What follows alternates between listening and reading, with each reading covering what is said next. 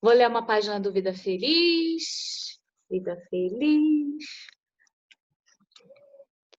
Página 55. Ame-te mais. Certamente não nos referimos ao sentimento egoísta, ambicioso e envenenador.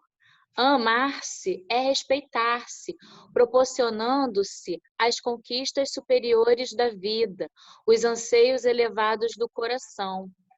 Intenta estabelecer um pequeno programa de amor para ti e executa-o. Mantém acesa a luz do entusiasmo em tuas realizações e, sabendo-te fadado à grande luz, deixe que brilhem as tuas aspirações nobres. Escolhe a melhor parte em tudo e supera aquelas nefastas que prejudicam e envilecem. Vamos fechar os nossos olhos e nos conectar com o alto. Pensar em Jesus, pedir ajuda ao nosso mentor do Grupo Emmanuel, pedir ajuda ao Emmanuel, para que nos inspire nessa noite de estudo do NEP, do Núcleo de Estudo e Pesquisa do Evangelho, que a gente consiga extrair bons ensinamentos do dia de hoje e que a gente consiga produzir energia boa que ajude toda a humanidade nessa noite. Nos proteja, Senhor Deus, agora e sempre, assim seja. Que assim seja. Vamos pegar para ler tudo? Eu vou desabilitar o vídeo rapidinho aqui para vocês não terem que tomar café junto comigo, tá bom? Ah. Pãozinho de queijo, vai? Eu quero. Gente, a lei, a justiça e o reino. Capítulo 5, do 17 até o 20. Lívia, tu quer ler não? Aham, posso ler. Vamos lá. A lei, a justiça e o reino. Não penseis que vim destruir a lei ou os profetas. Não vim destruir, mas cumprir. Pois, amém vos digo, até que passem o céu e a terra, não passará um iota ou traço da lei, até que tudo se realize. Quem, portanto, violar um desses mínimos mandamentos e dessa maneira ensinar os homens, será chamado mínimo no reino dos céus. Quem, porém, praticar e ensinar, este será chamado grande no reino dos céus. Por isso vos digo que, se a vossa justiça não exceder a dos escribas e fariseus, de modo nenhum entrareis no reino dos céus. Meu Deus do céu! Essa é curtinha nessa passagem. Nesse primeiro versículo eu pesquisei só... Ah, não, acho que foi lei e profetas. Profetas também. Ah, profetas, acho que eu já tinha pesquisado em outra passagem, eu não pesquisei agora, não.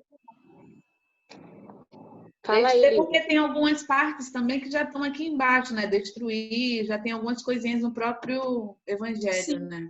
No próprio Novo Testamento. Esse foram lei, eu botei destruir e cumprir. Mas não tinha nada demais. Eu pesquisei. Oi, vocês estão me ouvindo? Oi, fala, Márcia.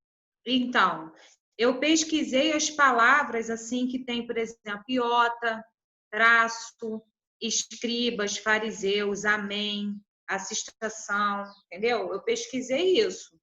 Por exemplo, iota é a menor letra do alfabeto grego, né? Que significa Yud em hebraico. E também é uma moeda, uma criptomoeda utilizada na informática, mas isso é atual, né?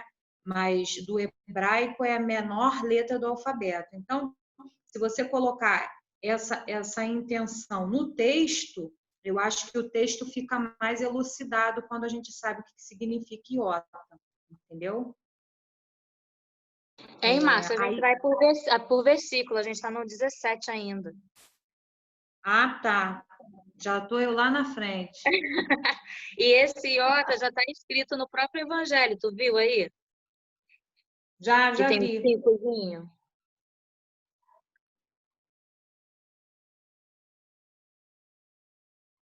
Quer falar, Ju?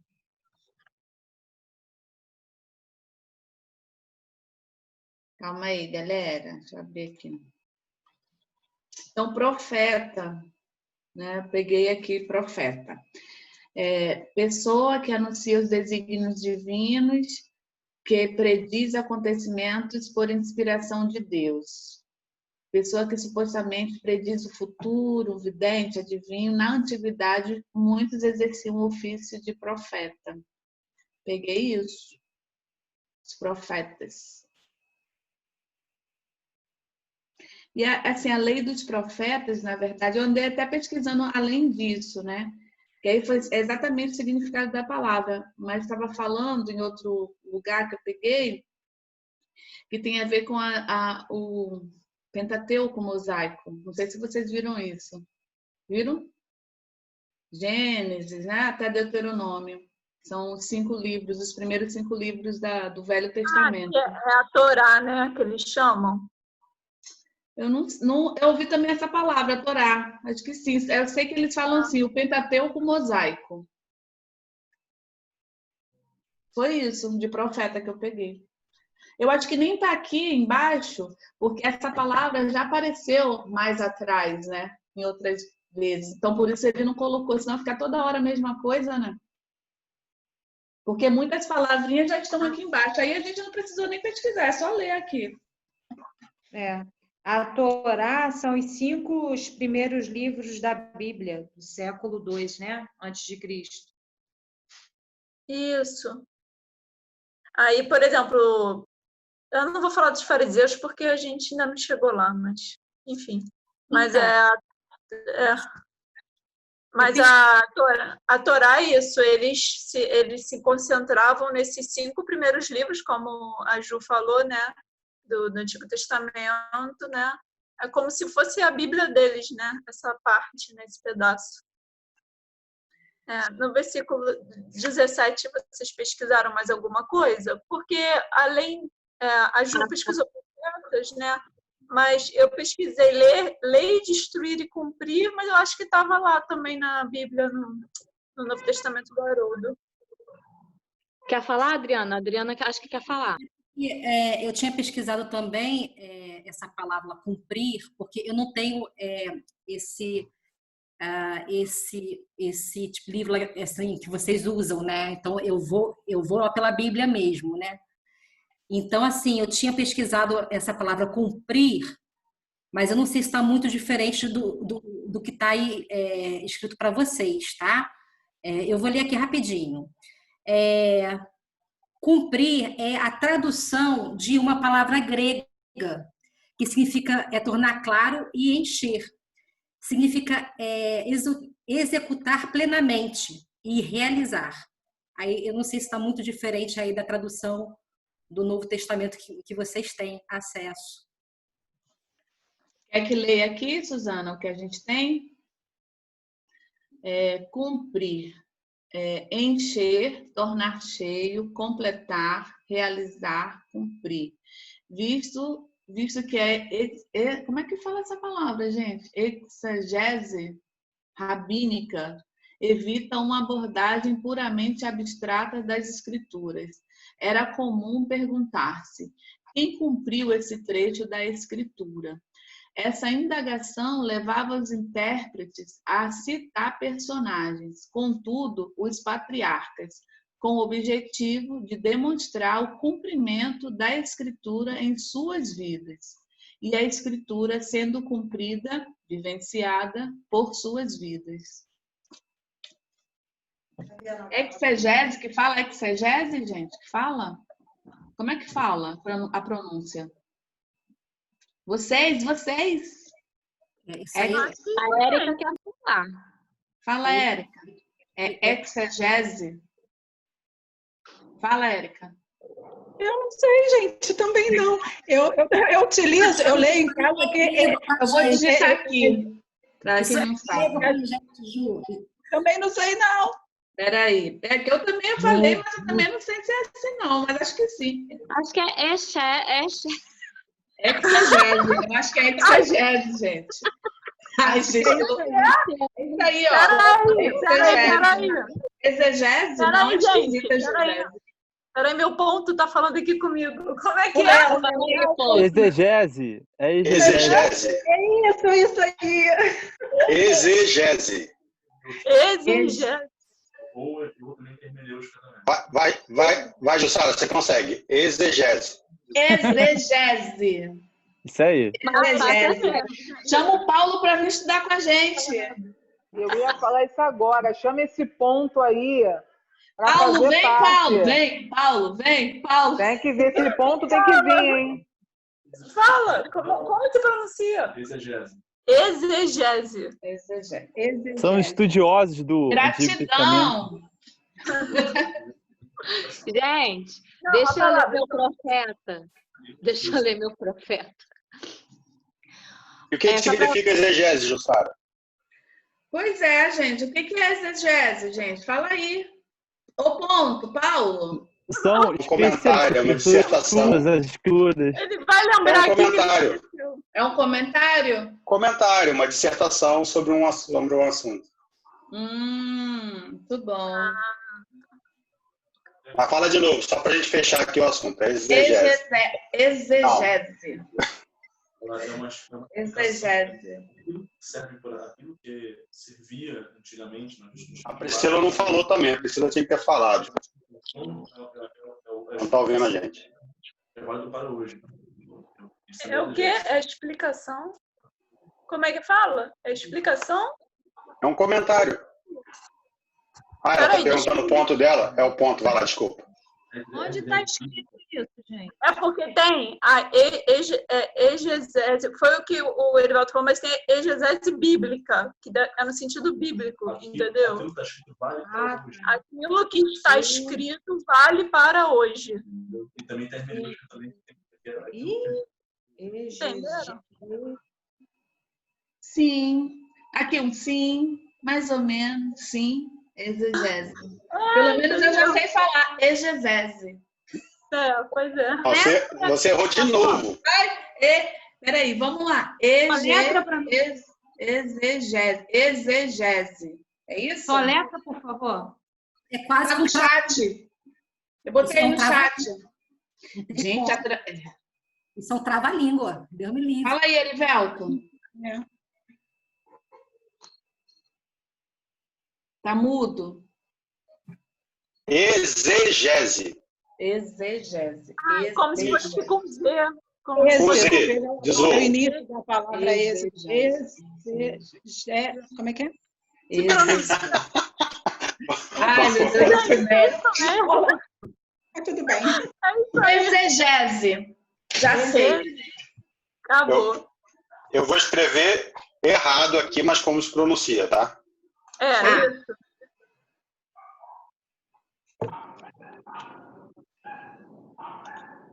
Vou botar até o Z no lugar que seria um S, né? Para ficar na... Exegese. Exegese. Faz mais sentido. Achou, Márcia? Você viu aí no chat? Tá escrito errado, Eu não tá? tô Pelo amor de conseguindo. Deus. Celular aqui. No celular é ruim de ver no chat, a beça. Celular nos Mas pontinhos embaixo. agora eu entendi melhor a pronúncia. É exegese. Exegese. Beleza, vamos seguir. Vamos lá. Os profetas não herdavam o ofício, nem eram erigidos por autoridade humana.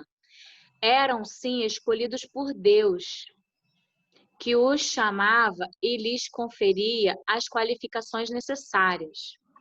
A palavra de Deus vinha a eles de vários modos. Deus ordenava-lhes que falassem e não guardassem silêncio. A sua missão era confirmada por sinais extraordinários pelo cumprimento de suas palavras e pelo valor de suas doutrinas, e cuja autoridade Deus mantinha, dando execução de suas ameaças sobre os ímpios e os desobedientes. Aí, nesse versículo também eu botei lei. Esta palavra emprega-se em várias acepções, porém, na Escritura tem dois sentidos especiais. Força, que opera uniformemente, determinando a sequência regular dos acontecimentos e que regula os atos da vontade. 2. Regra de proceder formulada por uma autoridade competente e, quando preciso, posto em prática com o auxílio das leis penais. Este é o principal significado que a Escritura dá à palavra lei.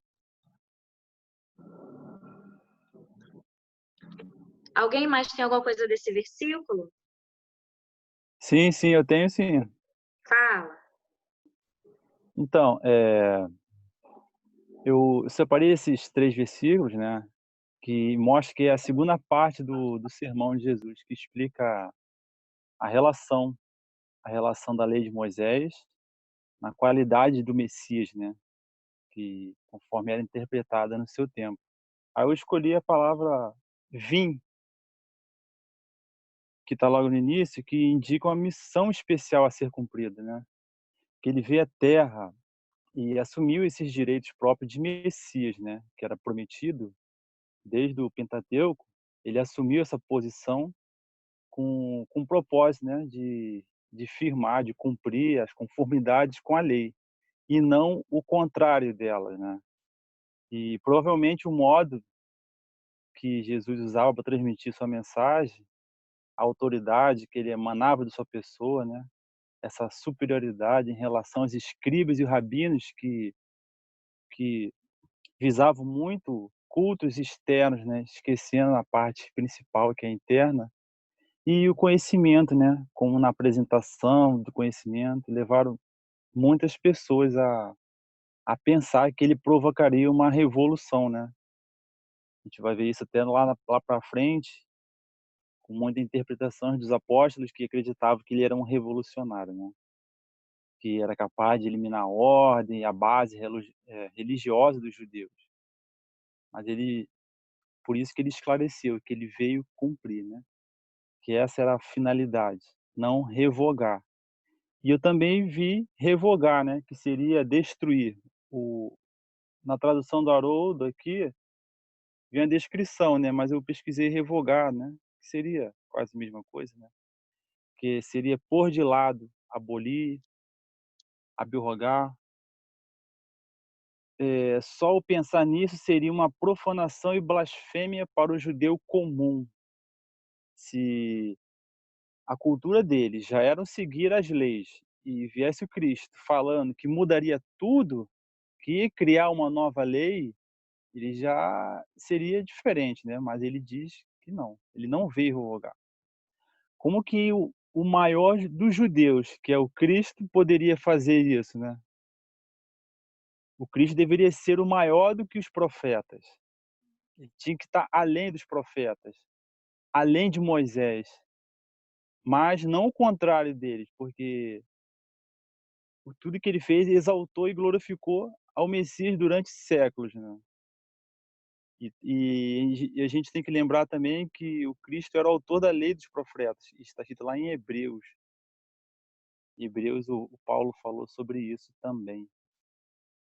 E é isso aí que eu trouxe desses 2 aí.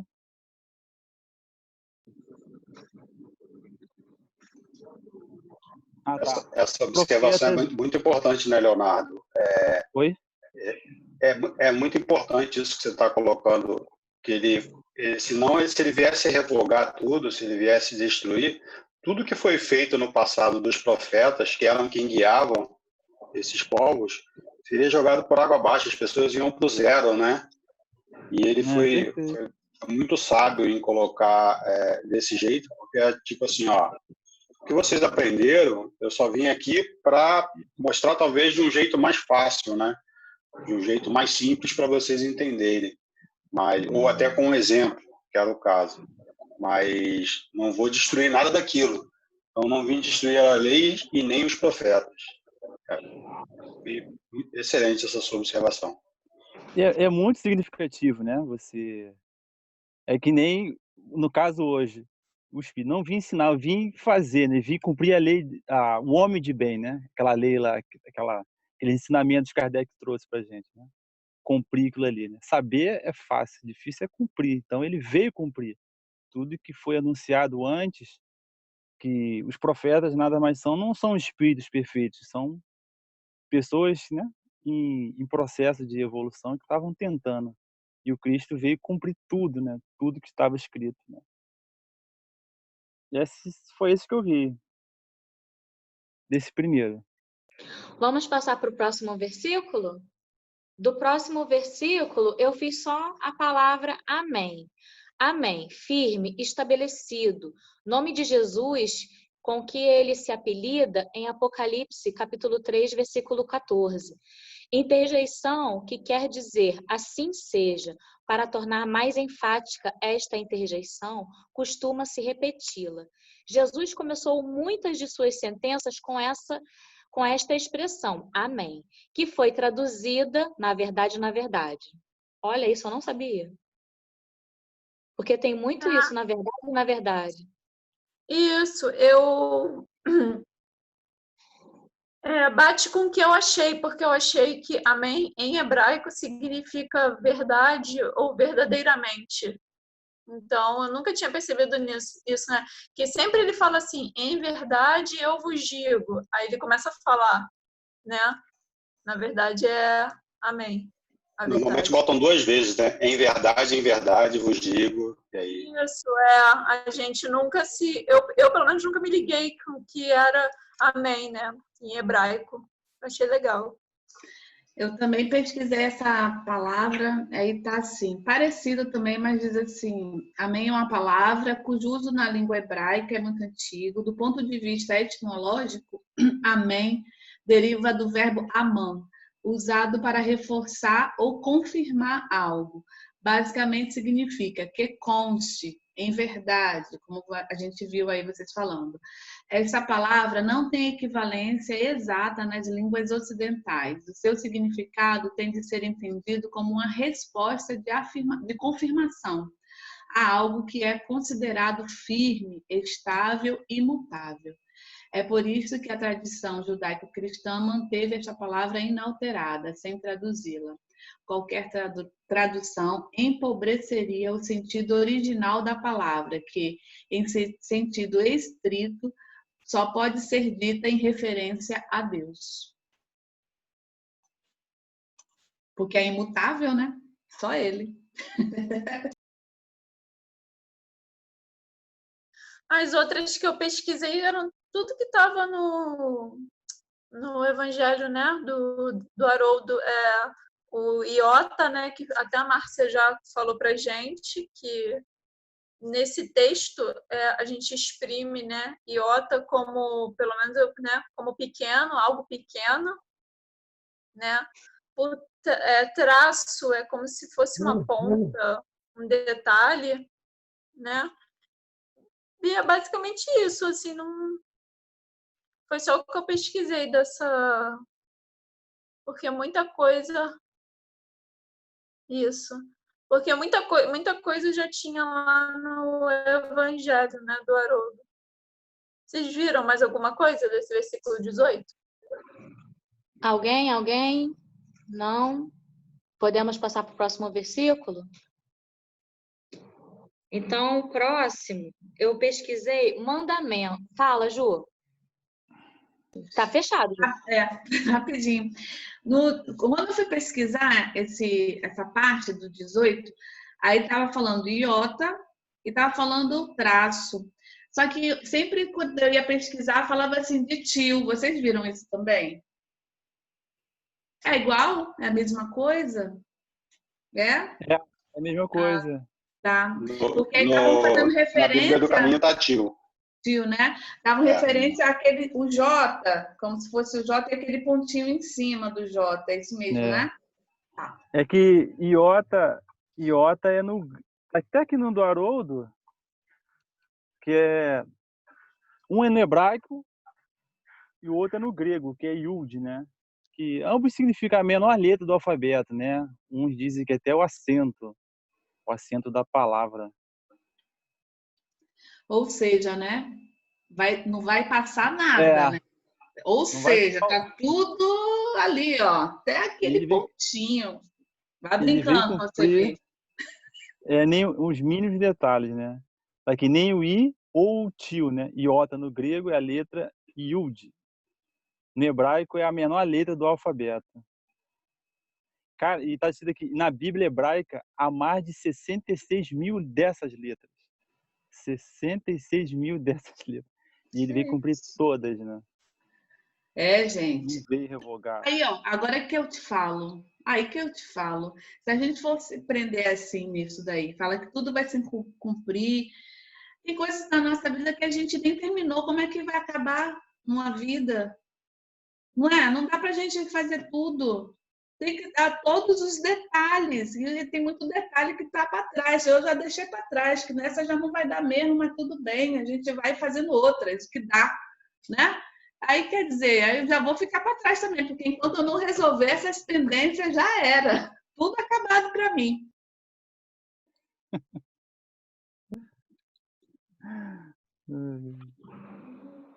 Fala, Adriana, quer falar? Não, é porque vocês já estão pulando para a parte daquele que é dos, acho que é mandamentos já? Não, né? Sim, não, sim. está no 18. Tá, beleza. Tá, Mas beleza. ia pular para o 19 agora. Então tá. Não, mas a gente não leu, não foi, não. Estava falando. Acho que se você quiser começar no 19, pode começar, né? Você, Adriana. Então, porque eu pesquisei essa palavra que para mim aparece como violar. Não sei se aparece para vocês também. Também. Porque qualquer pois que violar um destes mandamentos, né? O violar, provavelmente, ele significa eliminar. Se alguém violar o menor destes mandamentos, tal homem pode esperar uma posição mais baixa no reino dos céus.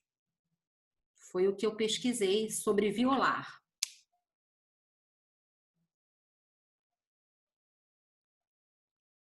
Show, beleza. Alguém mais pesquisou violar? Eu não pesquisei. E também, nesse versículo, né, ele tem dois quem, né, essa palavra, mas quando a gente faz a leitura, a interpretação do texto, a gente vê que esses quens, né, tem sentidos diferentes, né? Vocês pesquisaram, deram uma olhada nisso também? Porque eu não sei, agora eu não estou lembrada, mas eu não sei se é isso que a gente falava na aula de português, se é sujeito oculto, né? Que a gente sujeito indeterminado, alguma coisa. Ah, quem sabe disso é a professora Silvia. Que é sujeito oculto, sujeito indeterminado. Tinha uma coisa assim, eu não sei exatamente qual que ele é aqui nesse contexto, mas eu lembro que era quando dá a entender que é alguma coisa, mas não está escrito propriamente dito no texto, né? Então, o primeiro quem é exatamente essa pessoa que a Adriana falou que vai violar essa lei, né? Que vai eliminar essa lei. É esse primeiro quem, esse primeiro grupo de pessoas, vamos assim dizer.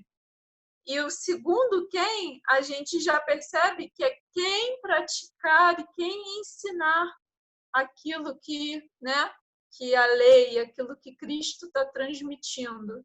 Então, eu pesquisei assim, porque ele não, né, Jesus, né, na sua infinita sabedoria, né, ele não fala, o fulano, Beltrano e Ciclano vai violar a lei. O Joãozinho, o Pedrinho vão fazer direito, entendeu? Vão ensinar aquilo que eu ensinei. Então, ele não faz isso. Mas ele deixa subentendido, vão ter uns que não vão fazer isso, vão ter outros que vão fazer. Então, eu peguei e eu fiz essa marcação nesses quens, para a gente ver que eles são diferentes. É a mesma palavra, mas com sentido diferente. Entendeu? Eu achei interessante isso. Interessante, show. Aqui no meu caso, né, que eu tô lendo aqui, acompanhando, como acho que é a Márcia, acho que é a Márcia que está lendo pela Bíblia, é isso? Será que eu confundi a Márcia?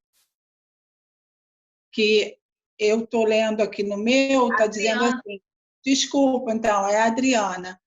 Que aqui coloca, para mim não é quem, é que.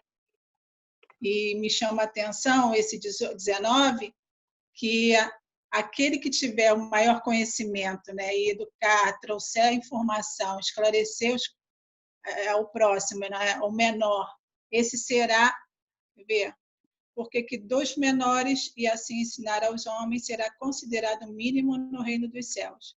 Aquele, porém, que os observar e ensinar, esse será considerado grande no reino dos céus. Só para fundamentar aqui esse 17 ao 20, para mim está assim, Jesus não veio revogar a lei, mas cumprir. E aí vem todo aquele desdobramento que vocês já estão fazendo, né? E quando a Jussara coloca logo no início, falando sobre os profetas, exatamente essa chamada aí desses itens, ele remete muitas coisas em nós, né? Porque lá na frente a gente, quando começar a falar sobre o espiritismo, a gente vai entender exatamente isso.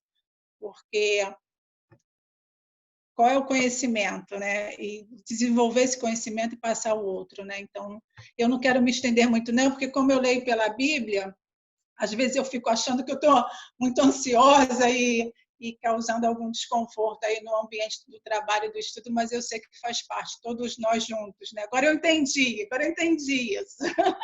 E aí eu estou fazendo e falando com um pouco mais de calma para não achar que eu estou incomodando. Olha só a minha condução aqui. Ai, nem vou falar nada com essa frase. Tá quieto.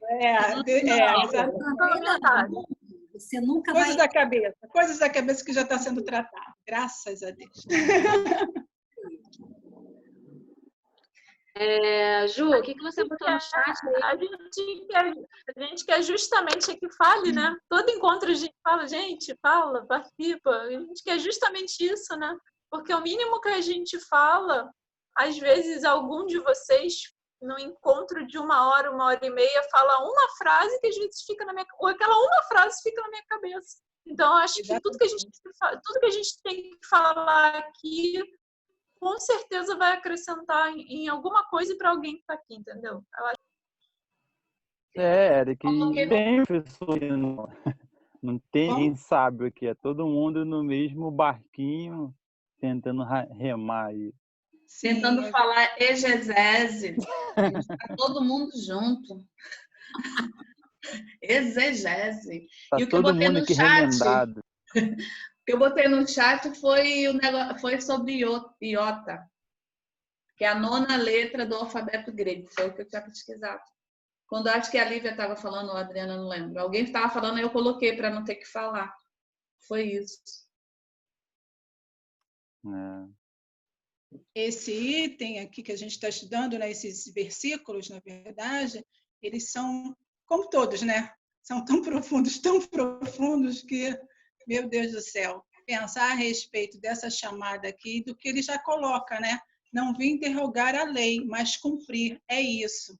Como a Jussara comentou do tempo, né? Que tem que se cumprir. É para cumprir, não tem como assim dizer que não. E aí a gente pensa o seguinte, muitas das vezes, quando a gente acha que um irmão, ele já é uma pessoa sublimado, ele faz a caridade por si só e tal, ótimo, a gente sabe disso, sabe que isso é necessário, mas todos nós temos que voltar, na verdade, nos encontrar nesse amor genuíno, porque é o único caminho para esse outro passo, né? Vamos dizer assim, né? Nessa compreensão do que o Senhor Jesus veio nos trazer. Então, fortes emoções vão nos trazer esse estudo desse mês, né? Eu nem me emocionei, viu como eu já estou melhorando? Está organizando aqui.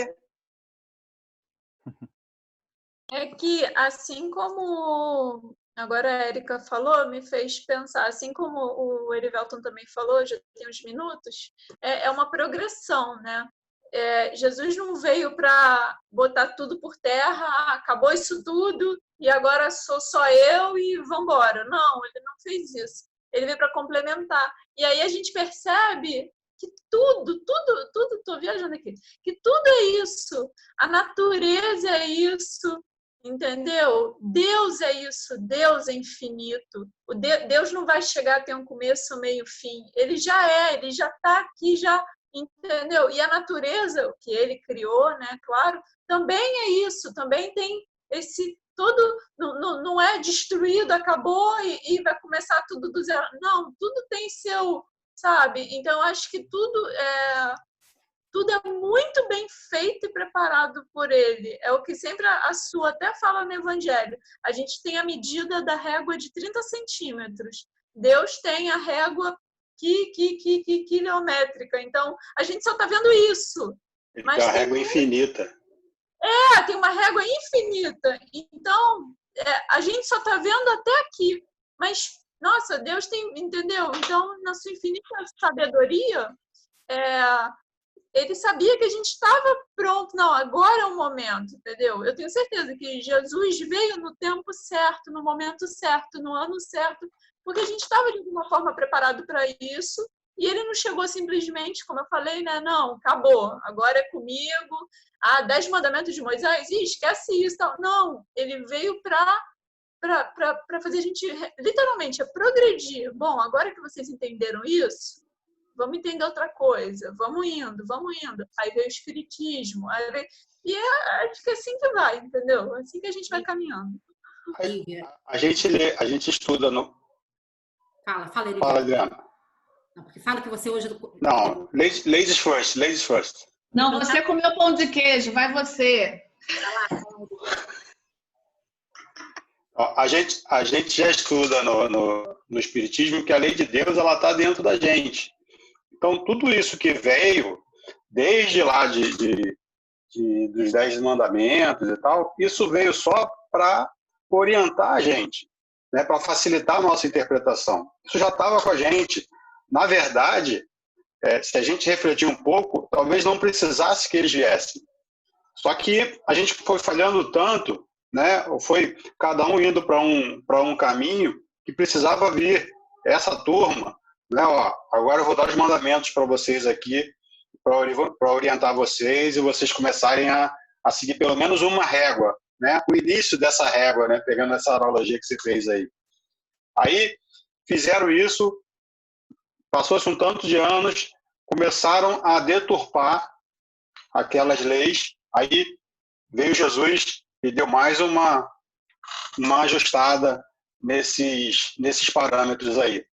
Passaram mais 2000 anos, a gente entortou um pouco o que foi dito, né, o que foi deixado como legado por Jesus, né, a gente até tem a história de guerras e tal, tudo isso meio que tumultuando esse contexto onde a gente vive. Aí veio o Espiritismo para tentar dar mais uma explicada para a gente. Então, assim, eles vão permitindo com que a gente receba mais informações para que as coisas fiquem um pouco mais fáceis para a gente. Como uma amiga nossa, a Adriana conhece, a gente tem uma amiga, a Inês Renata, ela fala que estudar o Espiritismo, né, é fazer prova com cola, né? Fazer prova com consulta. Ela já é uma amiga da gente de muitos anos. Ela fala assim, é isso, porque tá ali, a cartilha está toda ali. Mas se você olhar, tudo que está dentro do Espiritismo foi o quê? Tudo que foi dito por Jesus. E aí, as leis dos profetas estão ali dentro também. Às vezes, a gente dá só uma entortada, né?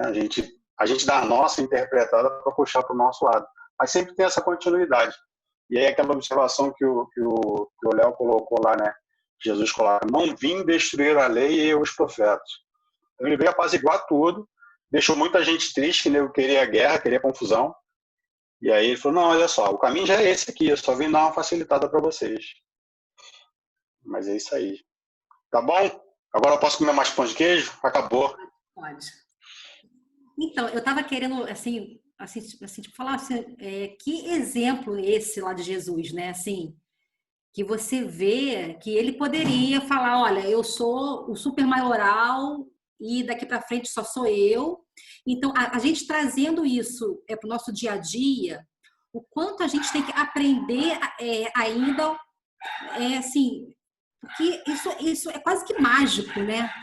Porque, assim, a gente, assim, às vezes a gente vê ambiente lá de trabalho nosso, né?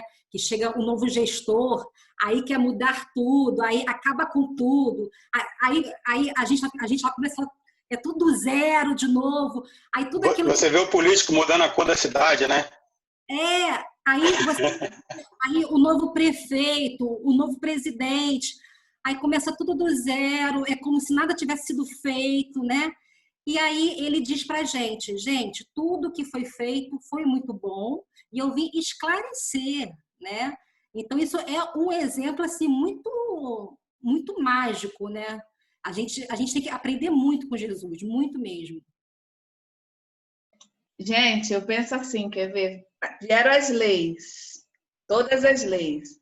Aí não entenderam. Aí Jesus falou assim, então eu vou desenhar para vocês.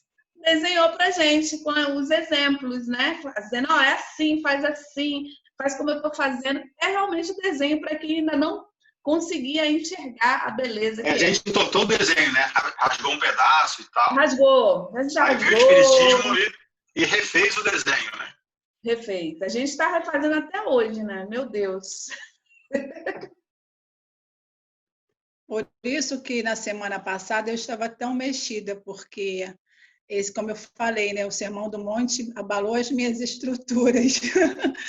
Porque eu estudava, já venho estudando um tempo a Bíblia, mas assim, tudo solto. E agora com o NEP eu estudo esse estudo organizado, né?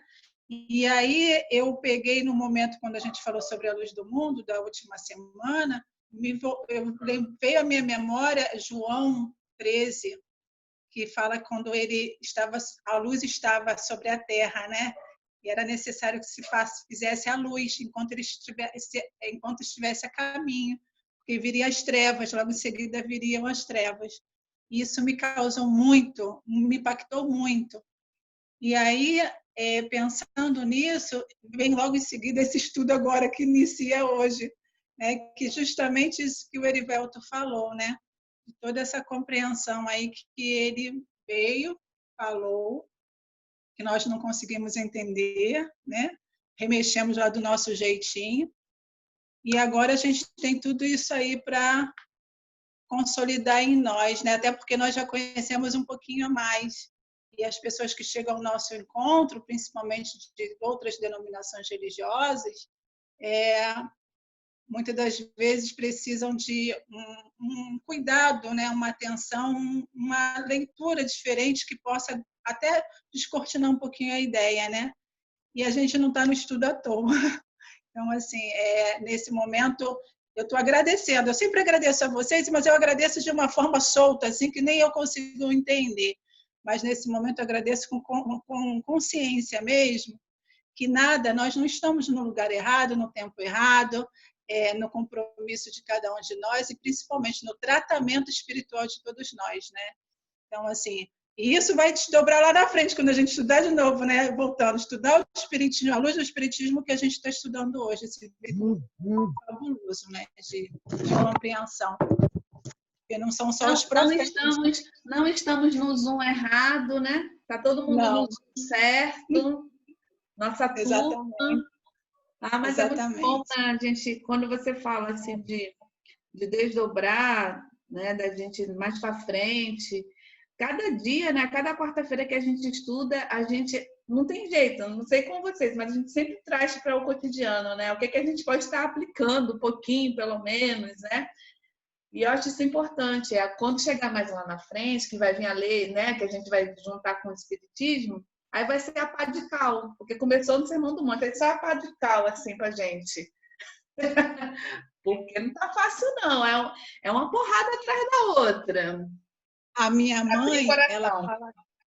minha mãe, ela sempre traz algumas referências da igreja que ela congrega, né? Então, às vezes, eu tenho um costume... Vou falar rapidamente, tá, amigos? às vezes eu vou a determinadas situações, eventos e tal, e aí às vezes eu vejo quando a espiritualidade vem, todo o movimento, e daqui a pouco já manifesta o Pentecostes, aquela coisa, e eu vejo, e às vezes aqui em casa a gente conversando, ela fala, ai, fulano, ciclano, se tivesse esse entendimento que vocês estudam, né? Porque às vezes eu olho, eu vejo ela perturbada, eu vejo ela fica assim, não sei o que lá. Então, assim, é justamente isso, a gente não está estudando à toa, aqueles que vão chegar ao nosso encontro vão escutar uma palavra, um entendimento diferente que pode auxiliar o irmão, e é lógico, nós sempre, né? Mas aqueles que passam próximo a nós, sem dúvida, sem sombra de dúvida. Só dividir essa experiência. Desse versículo 19, eu fiz a palavra mandamento. Mandamento. Um mandamento é uma voz de comando, preceito ou mandado. Amai a Deus sobre todas as coisas e ao vosso próximo como a vós mesmos. Esses 2 mandamentos retratam uma síntese dos 10 mandamentos recebidos por Moisés. Amar a Deus sobre todas as coisas é reconhecer que Ele é o Pai e Criador de todos os seres e de todas as coisas existentes no universo, que devemos adorá-lo em espírito e verdade, não por manifestações de culto externo. Amar ao próximo como a si mesmo define as normas de relações humanas, cujo fundamento é a lei de amor. Alguém mais pesquisou alguma coisa desse versículo?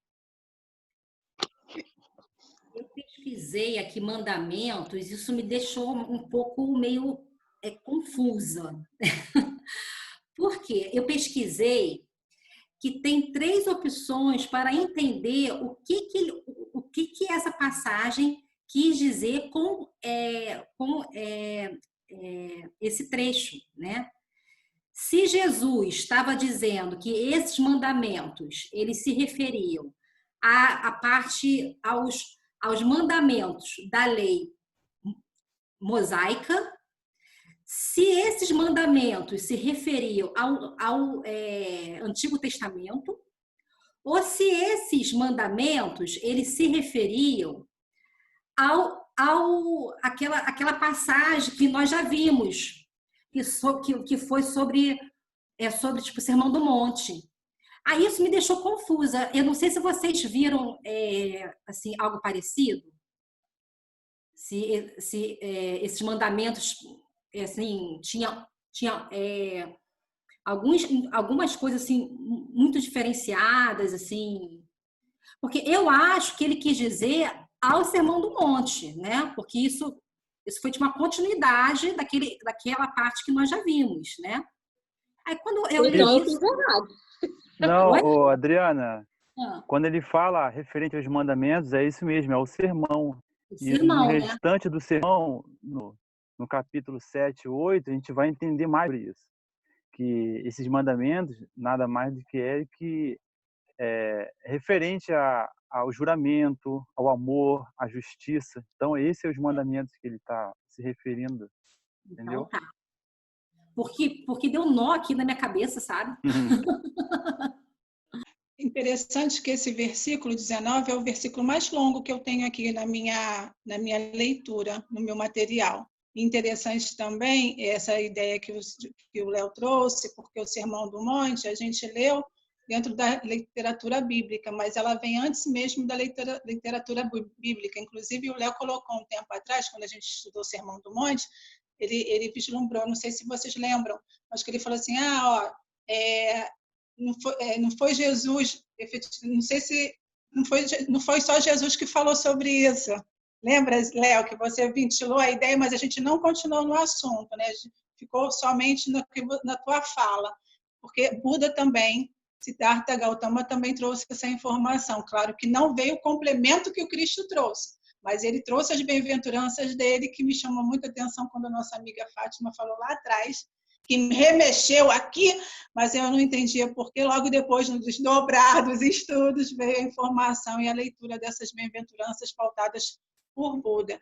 E aí, o que me chamou a atenção foi que logo no início, a Ju trouxe a ideia dos profetas. Aí eu lembro Vou entrar no Espiritismo rapidamente, porque quando a gente pensa no primeiro capítulo do Evangelho segundo o Espiritismo, Kardec coloca como Jesus não veio destruir a lei nem os profetas, não vim destruir a lei nem os profetas, né? Assim, a fundamentação da leitura dos profetas, porque eles trouxeram a leitura daquilo que eles tinham, né? E colocaram um pouquinho a mais da questão pessoal, que aí a gente pega Isaías como na leitura mais ampla da ideia de Deus e da vinda do Cristo, né? Érica, quando você fala assim, quer ver? Pra gente pensar junto. Às vezes fala assim, uns falam isso, mas o que está certo? Se é o espiritismo, se é o catolicismo, o protestantismo, sei lá, várias religiões, né? Cada um vai para um lado. Mas se a gente parar para pensar que o que a gente aprende aqui, né, no espiritismo, que a lei de Deus está dentro da gente, ó, não importa a religião, uma hora a gente vai despertar. A gente esteja onde a gente estiver, né? Então, essa essência nossa, que é do Criador, uma hora vai aparecer, uma hora vai aflorar, não vai depender da religião. Então, às vezes, as pessoas ficam muito presas à religião. Tanto é que você vê, tem pessoas que são maravilhosas, espíritas, tem pessoas maravilhosas, católicas, maravilhosas, evangélicas, e assim vai, porque é de dentro, é uma coisa de dentro para fora. Exatamente, a essência, né, da palavra, do ensinamento. É só esperar, é observar, se autoconhecer, e aos pouquinhos as coisas vão acontecendo, porque já está tudo dentro da gente. Às vezes fica um pouco adormecido, né? Diante de tanta coisa que a gente vê no mundo, que a gente já viveu, de experiências que a gente já passou, que às vezes é como a gente fala, que a luz da gente fica meio embaçadinha, mas a gente vai limpando devagarzinho e vai começando a brilhar aos pouquinhos. Verdade. Alguém vai falar mais do 19? Tem essa palavra violar, né? Ou quebrar aqui no versículo 19. Eu não sei como é que está a tradução de vocês aí. Aquele, porém, que quebrar um desses mínimos mandamentos, ou qualquer, pois, que violar um desses menores mandamentos. Remete a uma chamada de atenção, né? Quando você fala em violar, eu estou não seguindo, né? Pegando o significado, verbo transitivo direto, deixar de cumprir, deixar de respeitar algo, desrespeitar, infringir, transgredir. E aí fica uma chamada de atenção para as pessoas que têm a possibilidade, aí a gente pegando lá, né, na época de Cristo, né, a possibilidade de transmitir a palavra dele, transmitir esses mandamentos, aqueles que violarem isso, fizerem de uma maneira errada, ou talvez se beneficiarem com isso, vão ser, aí como ele coloca, né, violar um desses menores mandamentos e assim ensinar os homens, será chamado o menor no reino dos céus. Então, é um chamamento de responsabilidade para aqueles que têm a possibilidade do uso da palavra, principalmente do uso da palavra com relação aos mandamentos de Deus, de Jesus, né? Então, é um pedido de atenção, de cuidado aí com relação a isso. Por isso que me chamou a atenção esse versículo, que é um versículo longo, aqui para mim é bem extenso. Me chamou muita atenção, porque eu falei, nossa, tem que estar tudo aqui, nesse versículo, detalhezinhos que a gente começar, né, a desmembrar, que a gente vai vendo coisas assim, eu falei, meu Deus, olha aqui, compromisso, olha o trabalho, olha como é que tem que ser, olha... Ele mesmo, né, ele veio explicando tudo, ele falou lá em cima, aí ele veio dizendo que ele não veio revogar a lei, ele não veio destruir o que os profetas colocaram, e aí ele afirma, e se aqueles que violarem isso, né, vão ser desqualificados, né, vamos dizer assim, resumidamente. E também eu vejo assim, quando eles falam assim dos profetas, né, antigamente eram aquelas pessoas, mas somos nós, né, somos nós, porque a gente recebe intuição, a gente está ligado também. Antigamente a gente precisava de um intercessor, vamos dizer assim, para se comunicar. Então, de repente, essas pessoas eram profetas naquela época, né? E agora não, a gente consegue essa liberdade de falar diretamente com Deus, com, né, espiritualidade. Então, profeta, na verdade, somos nós, né? Que nós vamos estar dando testemunho da palavra que a gente está estudando. Testemunho desse estilo de vida, né, Léo? Léo que gosta do estilo de vida, de ser cristão.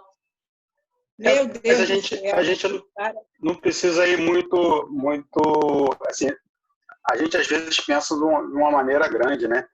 Mas na nossa casa, na nossa família, a gente tem essa responsabilidade. Então, se você deturpa, imagina eu como pai, aí eu passo para o meu filho de uma forma errada, mesmo sabendo que aquilo está errado ou porque eu estou querendo me favorecer com relação àquilo, né? Que consequências isso trará? Está ali, ele está falando sobre isso. Nem me preocupando em ser um pastor ou ser um palestrante, nada disso, né? É um contexto muito menor, um contexto onde a gente tem uma responsabilidade maior até. A gente tem que estar atento. Isso mesmo. Mas Ju, a gente não está mais para discípulo do que para profeta? Não, sim, mas eu estou dizendo assim, com relação à palavra, o significado da palavra profeta.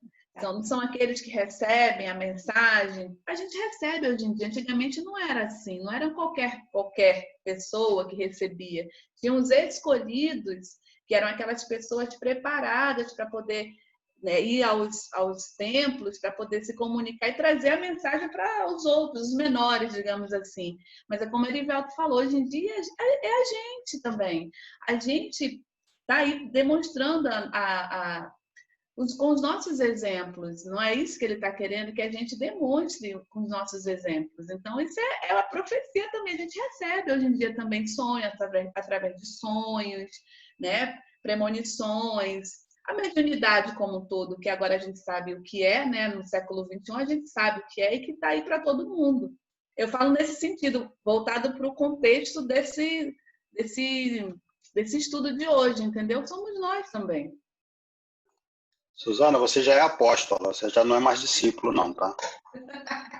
Boa colocação, né? Porque ela faz uma abertura, tá?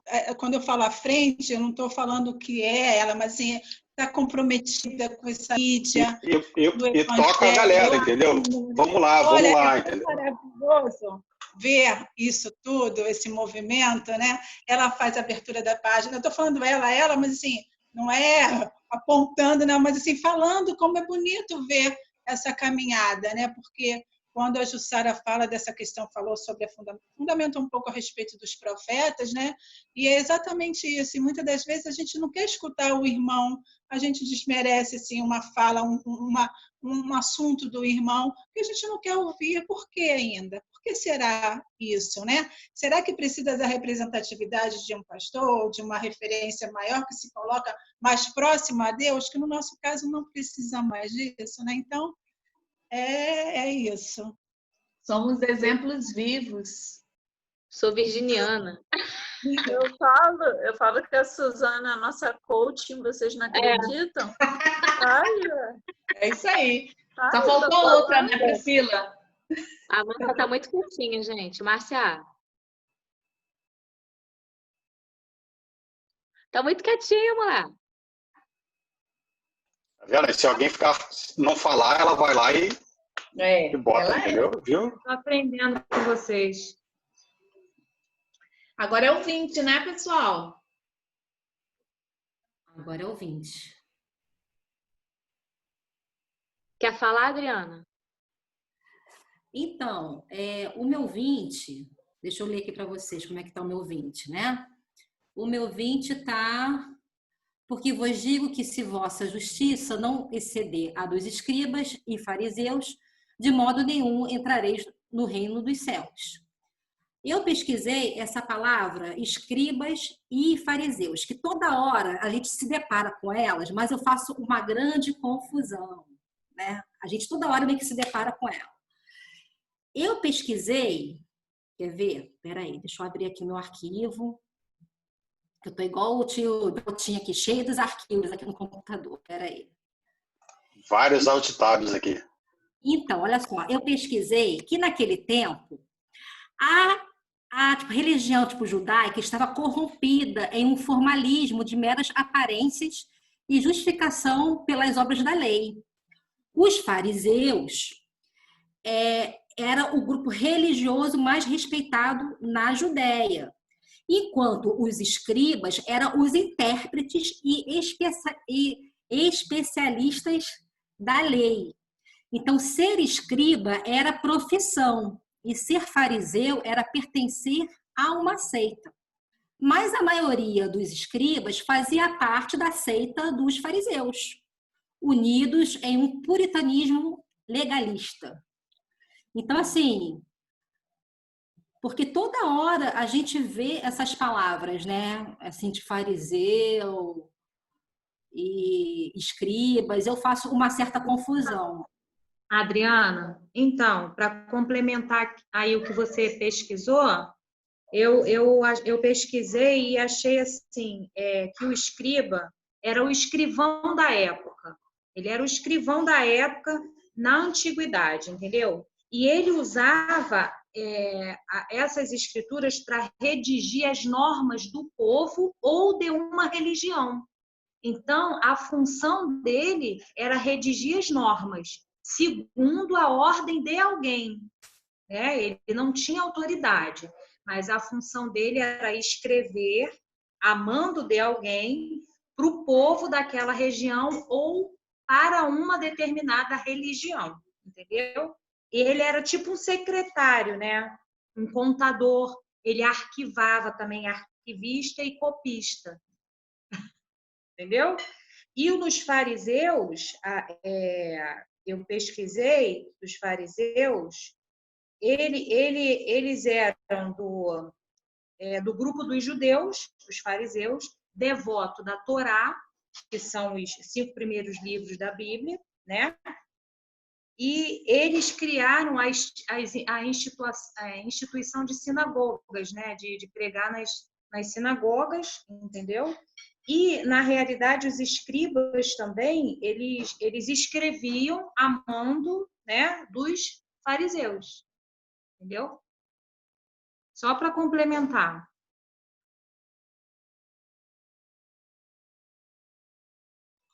Aí você tinha que terminar assim, pronto, Suzana, falei. Né, Márcia? Aí, Su, falei, você falou que estava quietinha. Muito bem, muito bem. Todo mundo fala. Assim, nos motivando, né? Ela está nos motivando mesmo. Então, eu também achei isso. Do que a Márcia falou, muito legal da gente pensar, não sei se vocês conseguem me responder, mas Mateus era escriba, não era? Não era escritor? Eu não sei se mas eu pesquisei aqui que quem era fariseu era Paulo. Eu não sabia. Ele era cobrador de impostos. Mateus era ele cobrador era um contador. Então, mas ele tinha escritura, ele escrevia, né? Eu estou falando assim, ele tinha... Não. Ele era cobrador mesmo. Cobrador? Ele era cobrador de impostos. Ele sabia, né, pelo que espera-se, ele era o mais culto.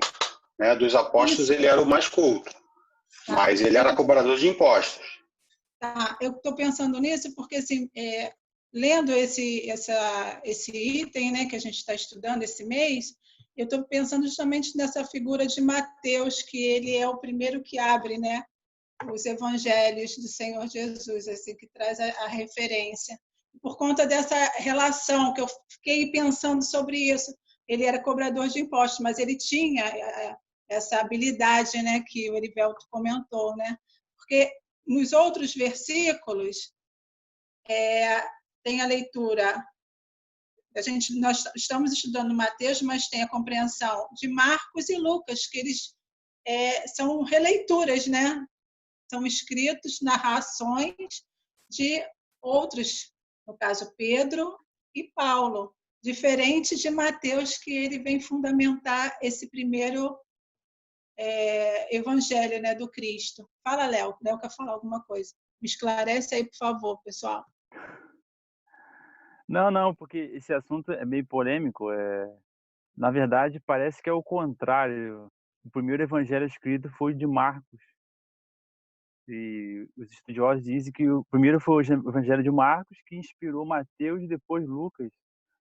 Meio polêmico isso aí, né? Mas as ordens na Bíblia, você vê que Mateus está em primeiro, né? Sim, me Mas chamou a atenção isso. eles dizem que foi Marcos. Mas aí dizem que é justamente, eu acho que pela essa completude, né? O Evangelho de Mateus, por ele ter mais essa mais cultura, né? Ele acabou escrevendo de uma forma mais completa e aí talvez tenha existido essa pretensão aí. Porque existe muita referência às leis antigas, então Mateus ele escreveu para os judeus, Sim, né? Por isso existe muita referência e indicação.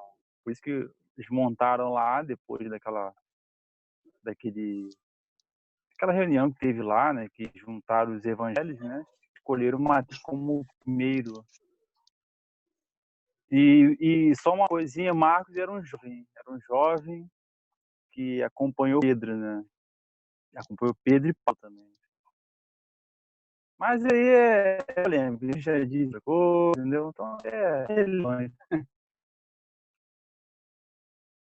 O que importa é o conteúdo.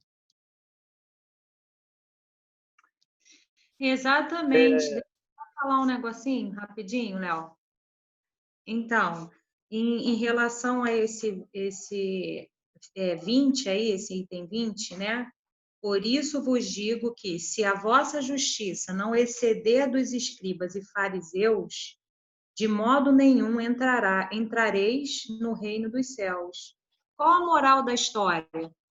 A moral da história é que os fariseus e os escribas, eles tinham contato direto com as leis, eles sabiam, né, o que era para fazer e eram hipócritas, né, eles não faziam. Então, eles davam as normas que o povo tinha que seguir, eles, né, uns mandavam, eram doutores da lei, né, faziam as leis, mas aquelas leis era só para eles dominarem, não para eles seguirem, né? Então, por isso eu entendi dessa forma, né? Esse ideia dos escribas e dos fariseus, quer dizer, a gente tem que fazer diferente, né? Se a gente for um fariseu, hoje a gente tem que ser, né, diferente. Exatamente isso. O que eu coloquei sobre fariseu, assim, só para poder complementar, botei assim, nome de uma das 3 principais seitas judaicas, juntamente com os saduceus e os essênios. Era a seita mais segura da religião judaica. Os fariseus sustentavam a doutrina da predestinação, que consideravam em harmonia com o livre-arbítrio, criam na imortalidade da alma, na ressurreição do corpo, veja que é do corpo, né, que eles acreditavam, e na existência do espírito, mas algumas coisas batem com a que a gente acredita, né? Criam nas recompensas e castigos da vida futura, de acordo com o modo de viver neste mundo. Que as almas dos ímpios eram lançadas à prisão eterna, enquanto as dos justos, revivendo, iam habitar em outros corpos. Engraçado, aí fala em outros corpos, né? Aí aqui, mas é muito grande, eu vou ler só o finalzinho. Fariseu que eu tô lendo. Não, aí Peraí.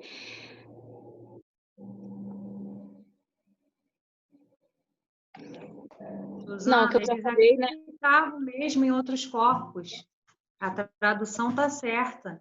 É porque isso depois foi modificado, entendeu? Mas eles acreditavam sim. Aí tá falando também que Paulo pertencia e se orgulhava de ser, né, na época, ele era Saulo, né? Um fariseu. E como a Márcia falou, né, era conhecida a linguagem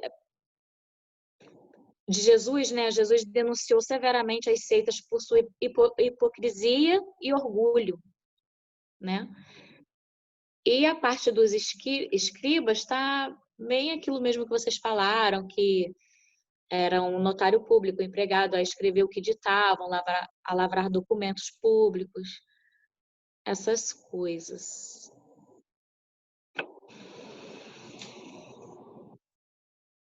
Não estou conseguindo o quê? Gente, Eu vocês acho estão que me ela escutando? fala Vocês estão me dela. escutando? Pelo Eu menos, estou. tá? Gente, a minha tela ficou toda preta e agora eu tô vendo aqui a minha fotinha travada, com a cara Tá esquisita. travada, é isso aí. Mas a gente está te ouvindo. Mas que bom que vocês estão me ouvindo. Eu tô aqui, tá? Só para dizer que eu tô aqui. Pode Tá continuar, bom. eu tô aqui. Não sei o que aconteceu. Dá para te ouvir perfeitamente. Parece até uma assombração. O sol Eu tô com um olhar de peixe morto. Let it é go, o let it go. ponto. Você foi promovida ao ponto Frozen. agora. Sai e entra de novo, Ju. Eu queria falar do 20, mas só queria dar marcar um asterisco do 19 em relação quando ele fala desses que até aqueles que violarem, né, será considerado mínimo no reino de Deus, né? Cadê? É isso mesmo? Isso. Porque apesar da pessoa violar, fazer ruim, ela vai ser considerada, mesmo que seja pequena, ela não está fora, né? Ela não está excluída. Eu achei muito interessante isso, essa interpretação de inclusão. Apesar de ele ser diminuído por tamanho, de importância, né? Mas ele está lá, ele está no reino e não foi excluído. Eu achei bem legal isso. E agora, voltando para o 20, quando ele fala dos escribas, está em Marcos, capítulo 3, 22, fala a referência sobre os escribas, né? Como vocês já falaram, eram mestres das leis, copiavam as escrituras, os contratos, registros civis, né? Como fosse um contador não, o pessoal do cartório, né? Registrava tudo, né? E eles eram considerados diplomatas e emissários do governo. E lá em Reis, em 2 Reis, fala referente a isso, a esses escribas, né, que escreviam, que eram considerados emissários, né, e eram considerados umas autoridades religiosas, né. E fariseus está em Marcos também no capítulo 3, que eles vinham do povo comum, eram zelosos pela fé ortodoxa, como já citaram aí Saulo, né, promulgavam a lei lá, rígida, né, devido às suas más interpretações, né, porque tudo faz parte da interpretação. Até lá no versículo 19, quando Jesus falava aquilo, era direcionado a esse povo, aos fariseus, escribas, né, que eles divulgavam, interpretavam o seu gosto modo e focavam mais na parte exterior, né? A parte do culto exterior, de lavar as mãos. E por isso que até João Batista foi combatido, né? Ele acionava esses povos, essas pessoas, né? E anunciava lá e foi de encontro, né? Parecia que estava de encontro e se revoltaram com ele. Deu no que deu. Aqui também botei isso, e passando da fé, né? Que eles eram zelosos pela fé ortodoxa, mas gradualmente foram passando da fé para uma religião constituída de formalidades e cerimônias que davam exagerada importância às leis que não se encontravam no Velho Testamento. E a gente vê, até nos dias de hoje, né, as pessoas se apegam demais à religião porque compreendem religião de um modo errado. Religião não é dogmas, né, você seguir rituais. Religião é você se religar ao Criador, né, se conectar. E isso mostra, e ainda mais nos dias atuais, mostra isso, que você não precisa de estar ali num templo frequentemente, sempre está indo lá, você pode se conectar à fonte geradora de vida de qualquer lugar, em casa, no trabalho, na rua, no supermercado. Então, isso é religar, se conectar. Isso que João Batista anunciava, isso que depois de Cristo também falou. E mesmo esses que se dizem religiosos, né, que na época dos fariseus, os escribas, que se apegavam aos dogmas, ele não excluía. Apesar de serem diminuídos, ele estava no reino de Deus. Eu achei isso muito importante. E observando aqui que no Velho Testamento, existem 613 mandamentos. E quem fala sobre isso é o Bacon, que está no um livro que está lá no grupo do NEP lá, no Drive, que ele fala sobre isso, ele comenta, né, ele fala isso, que desses mandamentos, 365 são negativos e 248 positivos. Muitos estavam ali ensinando a lavar as mãos, a culto a objetos pequenos, que eram medidas importantes. Outros ensinavam a omissão de lavar as mãos. Uns falavam que era para lavar, outros não. E se você não lavar, era pecado. E esse pecado era considerado tão grave que ele era passível de ser homicídio, de ser condenado ao homicídio, né? Se você não cumprisse essa lei, esse dogma. Então, Jesus veio combater todos esses cultos externos para mostrar que a grande importância era o interno, a questão moral, a questão de vida, quem nós somos realmente, né? Quem somos de verdade. E assim, Pode falar. então, eu estou aqui te ouvindo, né? E aí eu estou aqui refletindo que essa coisa lá da pandemia fez a gente meio que acreditar muito nisso mesmo, né? A gente não precisa estar em nenhum templo religioso para poder estar ligados, né? Então a gente não precisa de um dogma ou algo muito assim tipo mirabolante para poder para a gente poder fazer algum tipo assim tipo a gente meio que a gente ficar aqui perto dos ensinamentos, né? Então a gente tem algumas condições de se ligar sempre, né? E isso que você falou de qualquer lugar, eu fico pensando muito em mim, né? Eu às vezes eu estava dentro lá de um japeri cheio e estava ali na prece, né? Então assim, a gente pode meio que se ligar sempre mesmo, né? Quando a gente tiver essa chance. Mas japeri só na prece mesmo, né, Adriana? Japeri só na prece, né? Mas porque são alguns momentos que a gente tem para a gente só não perder, né? Esse tipo de... Porque, às vezes, a gente espera estar em algum lugar muito quieto, com alguma coisa, assim, muito silenciosa, com algum... aquela luz certinha, aquela musiquinha, cheia de detalhes, né? E não precisa, né? A gente não já perdi sexta-feira, 5h30 da tarde. A gente via lá é aprovação, entendeu? E só na prece. Sexta-feira, 5h30 da tarde, preferencialmente verão. É o mais legal. É o mais legal. A Lívia botou a mão na cabeça. Eu não entendi se ela já pegou ou passou por isso. Mas são os testes, são os testes.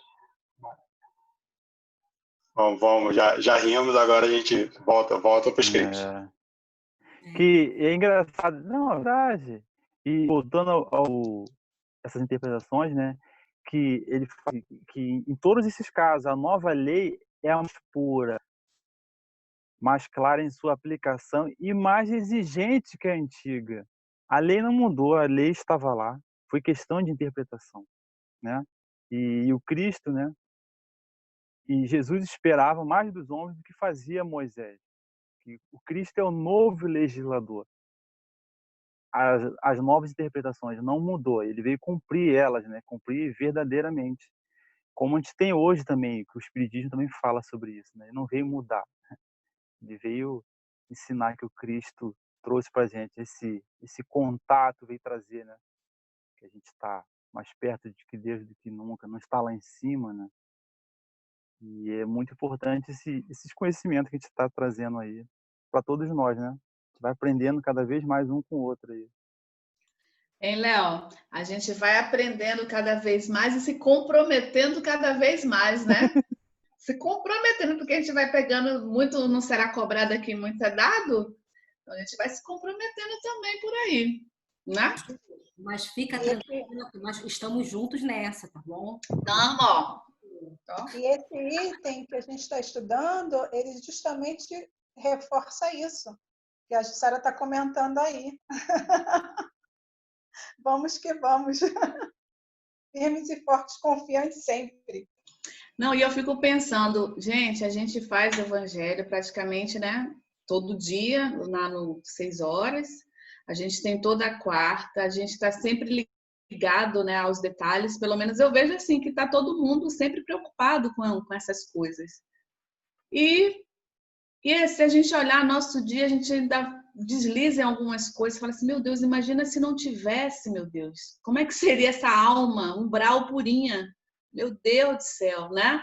Então, a gente com todo cuidado, com todo querer, né? Com todo querer, porque a gente poderia estar fazendo outras coisas, mas a gente está aqui, a gente está querendo, né? E a gente olha para o nosso dia, no final do dia, a gente faz aquela reflexão, né, de Santo Agostinho, assim, oh meu Deus, tenha misericórdia, tenha misericórdia, porque a gente desliza sempre em alguns momentos.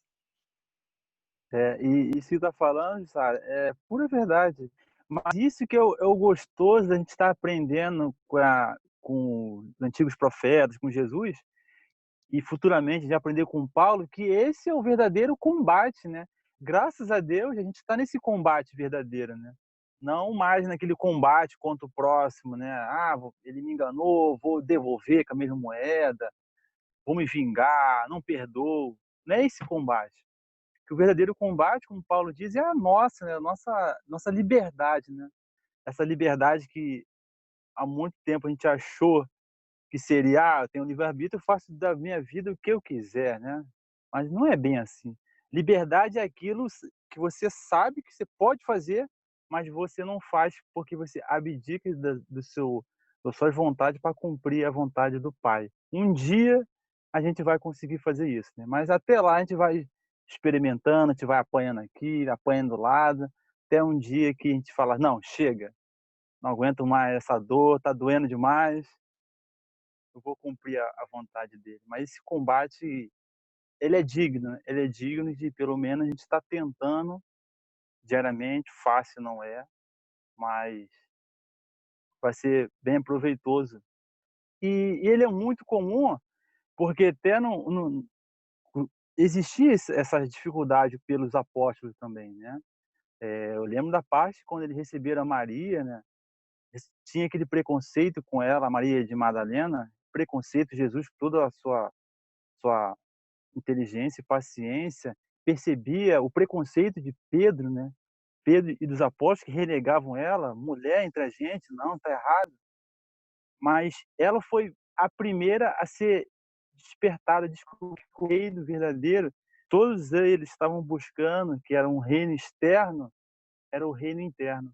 Não é à toa que a primeira pessoa que teve a oportunidade de ver ele, já depois de vencer a morte, foi Maria de Madalena, né? E quando ela volta a falar com eles, eles não acreditam. Ah, não é possível. Por que você, mulher, não a gente que estava com ele aí? Mas porque ela já tinha despertado esse olhar desse bom combate, que ela combatia suas dificuldades e o Cristo sabia que ela já estava desperta primeiro e por isso que nada mais nada menos que uma mulher para honrar. Ô, Léo, o que me deixa mais intrigada, eu acho que com vocês também, sabe o que é? A questão 909.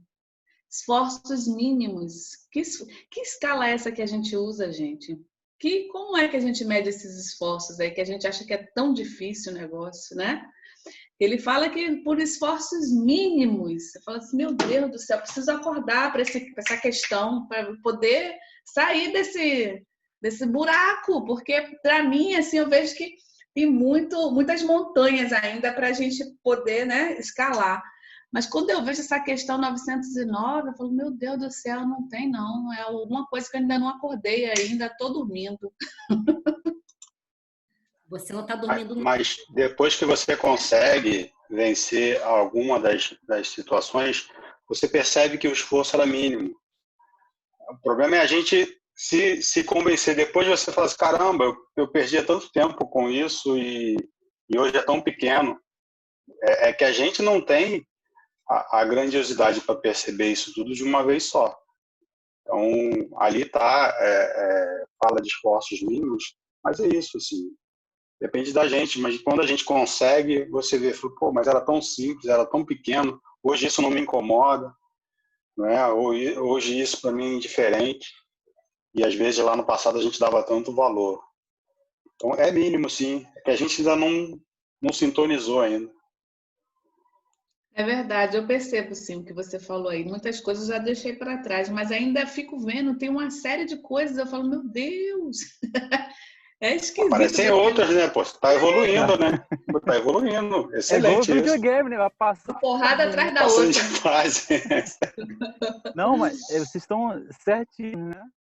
Vou dar um termozinho, eu não vou falar que é defeito, né? Não posso divulgar meu defeito, mas são milhões, mas um deles eu sofria muito tempo, de um ano para cá, cara, claro, não exterminei ele, quem sou eu para dizer que eliminei totalmente, mas eu possuí o controle totalmente, entendeu? Domei e hoje sinto facilidade, quando vem um problema eu sanar coisas que antes, como o Erivelto falou, que perturbava muito, sentia toda aquela dificuldade, mas hoje já é coisa banal, né?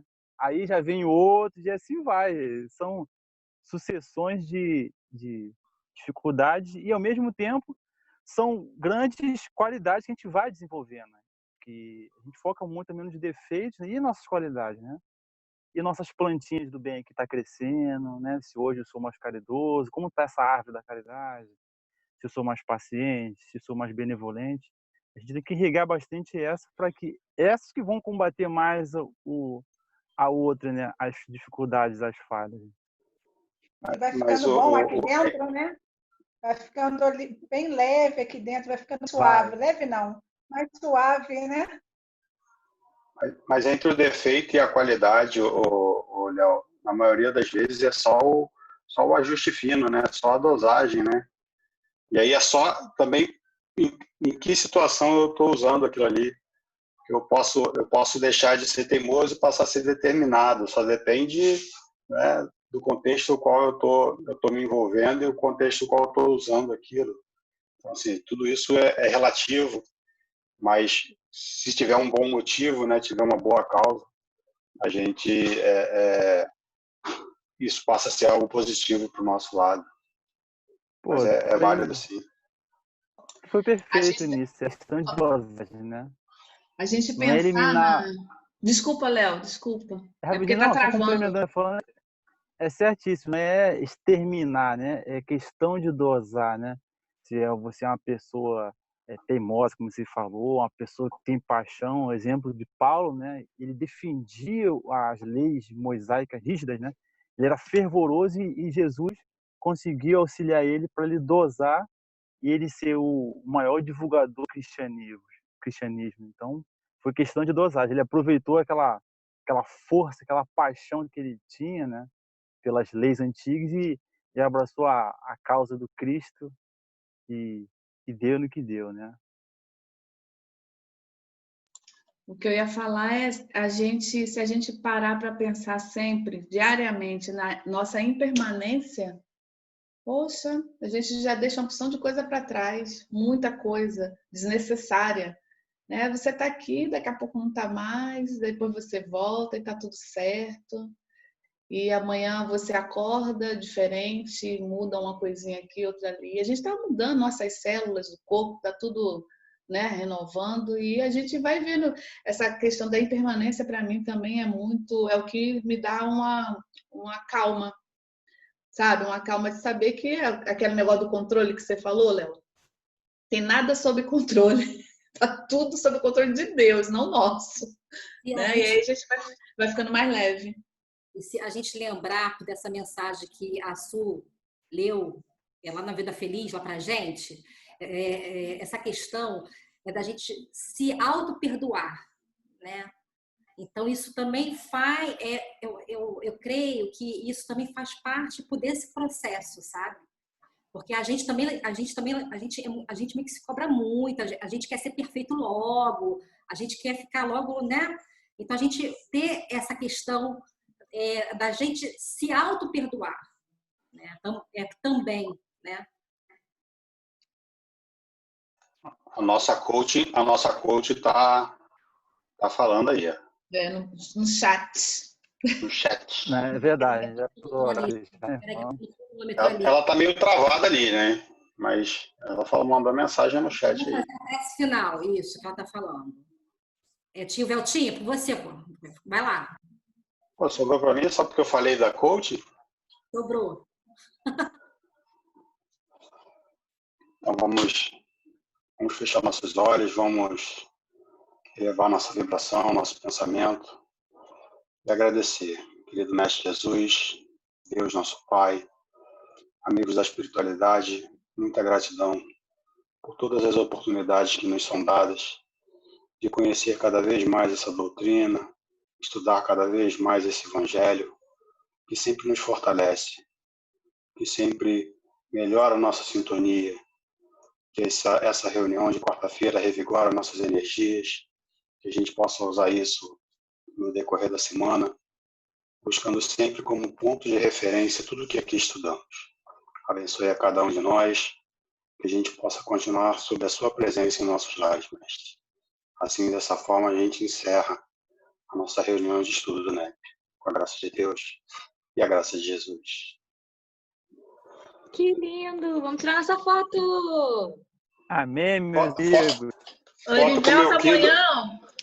amanhã nós dois. Descarregado. Ó, Eu ainda não tenho esse livro, mas eu vou... Meu Kindle descarregou.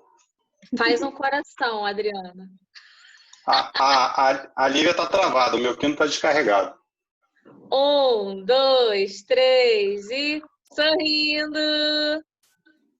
Pronto, pode se mexer. Livelta, amanhã eu te chamo para a gente ver a mocidade. Um beijo, gente. Tchau. Boa noite, boa Beijo. noite.